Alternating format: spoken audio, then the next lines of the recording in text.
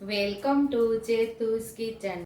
આજે આપણે ઉનાળા સ્પેશિયલ દહીંવાળું કચુંબર અથવા તો દહીંવાળું સલાડ પણ તમે કહી શકો છો। તો આપણે અહીંયા તો કચુંબર બનાવવા માટે એટલે કે સલાડ બનાવવા માટે એક કાકડી લીધી છે અને એક ગાજર છોલી લીધું છે। કાકડી ને ગાજર બંને છોલી લીધા છે, એક ટમેટું લીધું છે, લીલા ધાણા છે, 2 લીલા મરચાં છે, થોડા આપણે માંડવીના દાણા એટલે કે 1 મુઠ્ઠી જેટલા માંડવીના દાણા લીધા છે ને 1 ચમચી જેટલી ખાંડ લીધેલી છે અને 5 ચમચી જેટલું અહીંયા દહીં લીધેલું છે। મીઠું રેગ્યુલર મસાલાની અંદરથી જે મસાલાની જરૂર પડશે એનો ઉપયોગ કરશું અને અહીંયા આપણે કોબીને ઝીણી ઝીણી આપણે સરસ આવી સુધારી લીધી છે।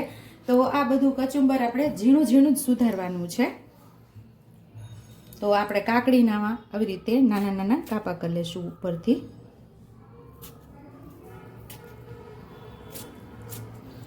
એકદમ ઝીણી આપણે સુધારશું, આમાં સીધું સાથે જ સુધારી લેશું બધું। અહીં આપણે મરચાંને પણ ઝીણું ઝીણું એકદમ સરસ સુધારી લેવાનું છે। જો બાળકો ખાવાના હોય તો આ મરચું તમે તીખું હોય એવું નહીં ઉમેરતા, મીડિયમ એવું મરચું હોય તો ઉમેરજો અથવા તો ન ઉમેરો તો પણ ચાલે। રીતે ટમેટામાં કાપા પાડી અને ટમેટાને પણ ઝીણું ઝીણું આપણે સરસ કાપી લેવાનું છે, એટલે કે સુધારી લેવાનું છે।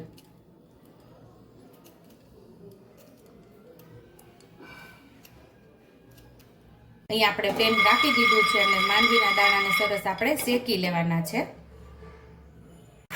ગાજરને પણ આપણે એકદમ સરસ ઝીણું ઝીણું ખમણી લેવાનું છે આવી રીતે।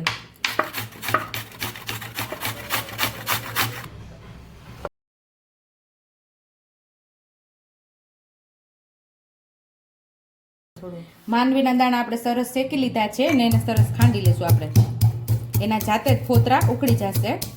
આપણે આને દરદરા ખાંડવાના છે। જો તમને દેખાતું જ હશે કે જેમ જેમ ખંડાતું જાય છે તેમ તેમ એ ફોતરા પણ અલગ થતા જાય છે। હવે એક આપણે કચુંબર માટે એક વઘાર તૈયાર કરવાનો છે। તો અહીંયા મેં માંડવીનું તેલ લીધું છે, પોણા પાવરા જેટલું તેલ અહીંયા ઉમેરેલું છે। આ જગ્યા ઉપર તમે ઓલિવ ઓઇલ અથવા તો ઘી પણ લઈ શકો છો।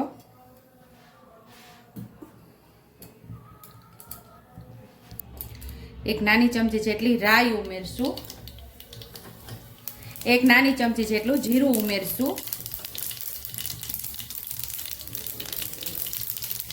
1 ચમચી જેટલી આપણે હિંગ ઉમેરશું, 1 ડાળખી આપણે મીઠા લીમડા ઉમેરી દઈશું। આ વઘારને આપણે સાઈડ ઉપર રાખી દઈશું। માંડવીના બી આપણે ભૂકો કરેલો એ ઉમેરી દઈશું। અહીંયા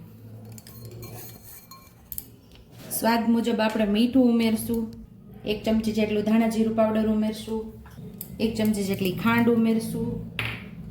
ખાંડ અને મીઠું આપણે લાસ્ટમાં જ ઉમેરશું અને અહીંયા આપણે દહીં ઉમેરી દઈશું।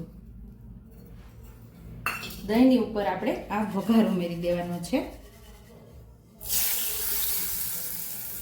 અહીં આપણું દહીં ઘાટું છે એટલે એમ જ લીધેલું છે। તમારી પાસે ઘાટું દહીં ન હોય તો જે ગરણીની અંદર પાણી કાઢી નાખવાનું, એકદમ ઘટ્ટ દહીં લેવાનું અથવા તો દહીંનો મસ્કો પણ અહીંયા લઈ શકો છો અને આવી રીતે મિક્સ કરી લેવાનું છે આપણે સરસ સલાડને।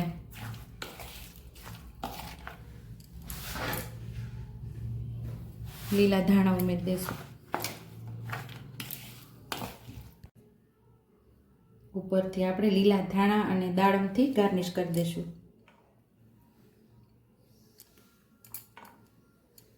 તો ટેસ્ટી એવું ઉનાળા સ્પેશિયલ દહીંવાળું સલાડ અથવા તો કચુંબર આપણી તૈયાર છે।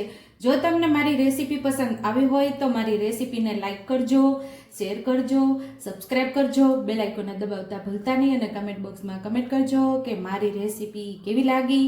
તો આવજો।